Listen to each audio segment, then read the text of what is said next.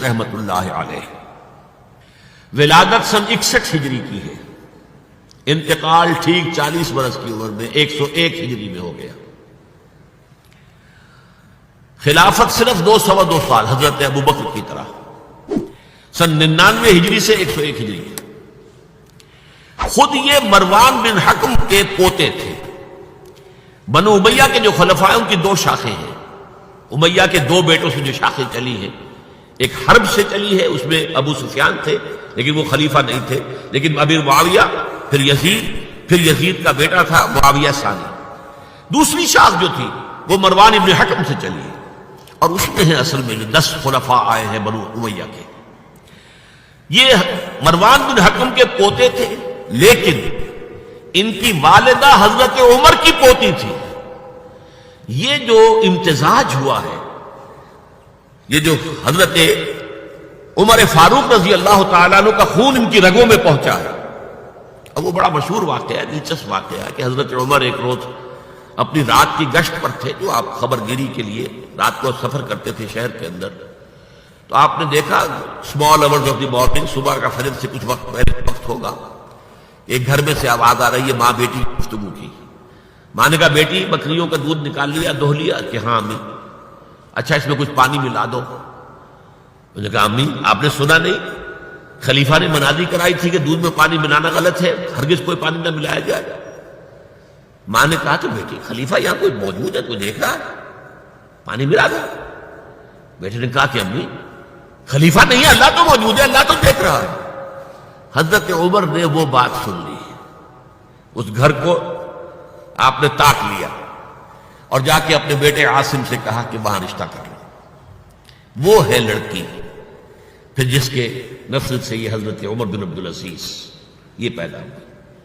تو یہ در حقیقت پوتی ہے حضرت عمر فاروق کی، ان کی والدہ ام عاصم، اور یہ خود پوتے تھے مروان بن حکم کے. اور جو 8واں خلیفہ تھا بنو امیہ کا سلیمان، اس کی وصیت کے مطابق یہ خلافت ان کو ملی تھی. اب آپ ذرا یہ سوچئے، جائزہ جو ہمیں آج لینا ہے، اس وقت تک دین کے اوپر کون سے گرد و غبار آئے تھے کہ جن کو حضرت عمر بن عبدالعزیز نے صاف کیا. ابھی 100 برس بھی نہیں ہوئے حضور کے انتقال کو، ابھی یہ 90 برس ہو گئے ہوں گے یا 80-85 برس ہو گئے. عقائد میں کوئی ٹیڑھ نہیں آیا، ابھی کوئی یونان کا فلسفہ نہیں آیا، ابھی کہیں کوئی منطق نہیں آئی، کچھ نہیں آئی. عقائد سیدھے سادہ جو عربوں کے تھے وہ ہے. اعمال میں بھی کوئی تبدیلی نہیں آئی، مسلمانوں کے اعمال اخلاق تقریباً وہی ہے. کچھ کمی ہو گئی، کچھ دنیا کی طرف زیادہ رغبت ہو گئی ہوگی، مال اور دولت دنیا سے زیادہ دلچسپی ہو گئی ہوگی بس. لیکن دینی اعتبار سے کوئی فساد، کوئی خرابی کوئی نہیں تھی. خرابی کہاں آئی تھی؟ نظام حکومت میں خرابی آئی تھی. اسلامی نظام حکومت میں، اسلامی خلافت کے نظام میں کیا چیزیں ہوتی ہیں؟ نمبر 1 اللہ کی حاکمیت، کتاب و سنت کی بالادستی. ٹھیک، یہ تو یقیناً جیسے تھی ویسے ہی اب بھی تھی، لوگوں کی انفرادی زندگیوں میں اب بھی تھی. اور یہ کہ کم سے کم نظری طور پر حکومت کی سطح پر بھی یہ حکومت اللہ کی اور کتاب و سنت کی ٹوٹل بالادستی، اس کو تسلیم کیا جاتا تھا. فرق کہاں آیا؟ خلافت راستہ شورائی حکومت تھی، کہ اب جو حکومت بنو امیہ کی بن گئی، جسے حضور نے ملکن کہا ہے، ملوکیت، آپ کو مانا انداز، ہمارا اختیار ہے، جو ہم چاہیں گے کریں گے. زمین و آسمان کا فرق واقع ہو گیا. وہاں خلیفہ کا انتخاب ہوتا تھا مشورے سے، امرہم شورا بینہم عن مشورۃ المسلمین. یہاں اب خلافت ہو گئی قبائلی، بنو امیہ، بنو عباس، اور موروثی ہو گئی، باپ کے بعد بیٹا، بیٹے کے بعد پوتا.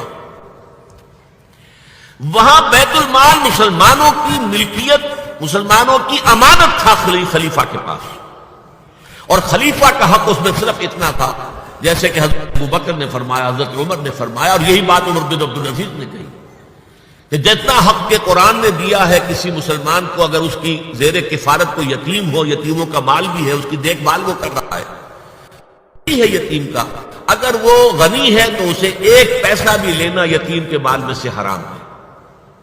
لیکن اگر وہ خود محتاج ہے تو وہ ضرورت کے مطابق اس سے لے سکتا ہے. جتنا کچھ بھی ایک یتیم کا ولی یتیم کے مال میں سے لے سکتا ہے، اس سے زیادہ خلیفہ کے لیے بیت المال جائز نہیں۔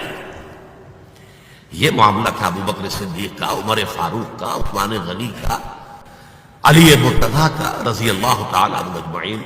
لیکن اب آ کر دور بنو امیہ میں یہ جو خزانہ تھا یہ ذاتی ملکیت بن گیا، جس کی بنا پر عیش و عشرت بھی ہوئی، اور داد و دہش، جس کو چاہا جو چاہا دے دیا، جس کو چاہا اشرفیہ بخش دی، جس کو چاہا جو ہے نواز دیا۔ انہوں نے تین ہی کام کیے۔ نمبر ایک، ان کو خلافت ملی تھی اصل میں سلیمان جو ان سے پہلے خلیفہ تھے ان کی وصیت کی بنیاد پر، لیکن یہ احتیاط کر لی گئی تھی کہ اگر کہیں یہ وصیت پہلے لوگوں کے علم میں آ گئی تو شاید لوگ بغاوت کریں اور حضرت عمر بن عبدالعزیز کو گوارا نہ کریں۔ لیکن یہ کہ انہوں نے یہ کیا جو اس وقت ذمہ دار لوگ تھے کہ پہلے وصیت پر بیعت لے دی گئی کہ یہ وصیت ہم تسلیم کریں گے۔ ابھی سلیمان کے انتقال کی خبر بھی نہیں دی گئی، اسے بھی چھپا کر رکھا ہوا تھا۔ اس کے بعد وصیت کھولی گئی اور حضرت عمر بن عبدالعزیز کیا کہ سلیمان کا انتقال ہو گیا، تب لوگوں نے بیعت کر لی، کیونکہ بیعت تو کر چکے تھے، وصیت کی بیعت کر چکے تھے۔ اس وصیت سے عمر بن عبدالعزیز برآمد ہو گئے تو وہ بیعت خود بخود ہو گئی۔ لیکن انہوں نے جا کے اعلان کیا مجمع عام میں، لوگوں مجھ پر یہ خلافت کی ذمہ داری ڈال دی گئی ہے، بغیر مجھ سے پوچھے، بغیر میرے مشورے کے، بغیر میری خواہش کے، لیکن میں آپ کی گردنوں میں سے اپنی خلافت کے لادے کو اتار کر پھینک دیتا ہوں۔ آپ جسے چاہیں اپنی آزاد مرضی سے مشورے سے خلیفہ بنا۔ یہ پہلی اصلاح تھی، موروثیت ختم، نامزدگی ختم۔ اب اگر چاہتے ہیں آپ، اگر لوگوں کی رائے ہے، اگر لوگوں کی رائے ہے ان کا مشورہ تو ٹھیک ہے۔ سب نے کہا بیک زبان ہم آپ پر راضی ہیں، ہم آپ ہی کو خلیفہ بنانا چاہتے ہیں۔ پہلی اصلاح ہو گئی۔ دوسرا کام یہ کیا، جتنی جاگیروں کے ڈاکومنٹس تھے، دستاویزات، وہ سب ختم کیے۔ خود اپنے گھر سے اپنی بیوی کے سارے زیورات، عبد الملک بن مروان بیٹی تمام زیورات بیت المال میں، اپنی جاگیر سب سے پہلے اپنی جاگیر کو ختم کیا۔ زمانے میں شریڈر تو تھے نہیں، مشین تو تھی نہیں، مسجد میں بیٹھے ہوئے تھے حضرت عمر بن عبدالعزیز، اور وہ ایک ایک وصی کھایا جاتا تھا اور وہ کینچی سے کاٹ کاٹ کے پھینک رہے تھے۔ بڑا طوفان مچ گیا بنو امیہ کے لوگوں کے، بھائی کیا ہو رہا تھا؟ ایک وفد بھی آئے کہ دیکھیے آپ اپنے سے پہلے لوگ جو کچھ انہوں نے کیا تھا، آپ اب جو چاہیں آپ کریں، پہلے جن لوگوں نے جو کیا ہے اس کی نفی تو نہ کیجیے۔ حضرت عمر بن عبدالعزیز پوچھتے ہیں دیکھو اگر تمہارے پاس ایک فرمان ہو امیر معاویہ کا اور ایک ہو ان کے بعد کسی پانچویں پشت اندر آنے والے کا، تو کے فرمان کو زیادہ اہمیت ہوگی؟ امیر معاویہ کے فرمان کی زیادہ اہمیت ہوگی۔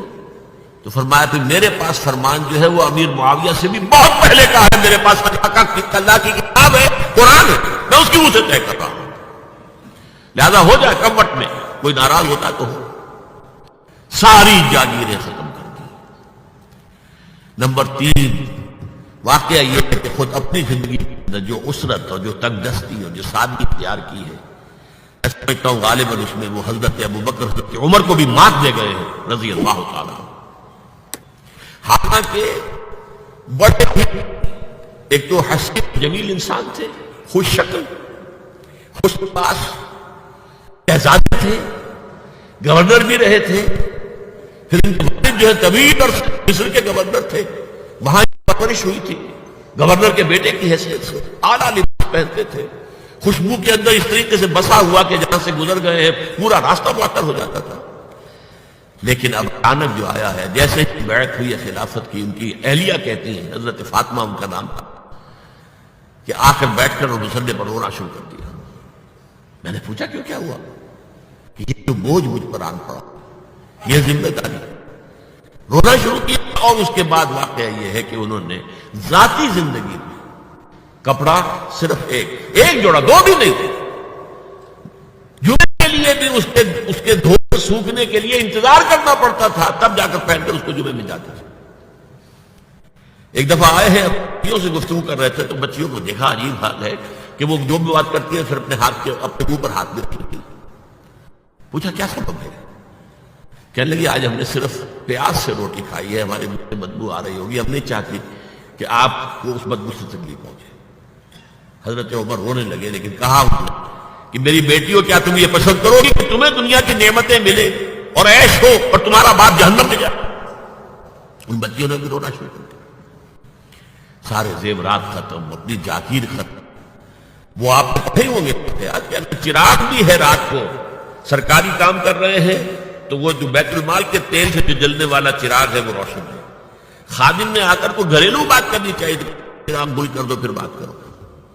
ذاتی بات ہو رہی ہو تو سرکاری جو تیل کا چراغ ہے وہ نہیں جلے گا۔ یہ ہے خلیفہ اول، خلیفہ خامس ان کو کہا جاتا ہے، خلافت راشدہ میں شامل کیا جاتا ہے، اور یہ ہے سلسلہ تجدید خلافت کی پہلی کڑی، اور اس کو ہم کہیں گے تجدید کامل تھی، کیونکہ ابھی خرابی آئی ہی صرف نظام حکومت میں تھی، اسی کو آپ نے درست کر دی۔ یہ دوسری بات ہے کہ یہ بہت شارٹ لیوڈ رہی ہے، آگے نہیں چلی ہے، ان کو زہر دے دیا گیا، اس لیے کہ یہ بات زیادہ قابل برداشت نہیں تھی بنو امیہ کے پورے خاندان کی، یہ قبیلے کی، انہیں گمان غالب یہی ہے کہ زہر دے کر جو ہے انہیں شہید کیا گیا، لیکن بہرحال پہلی کڑی ہے عمر بن عبدالعزیز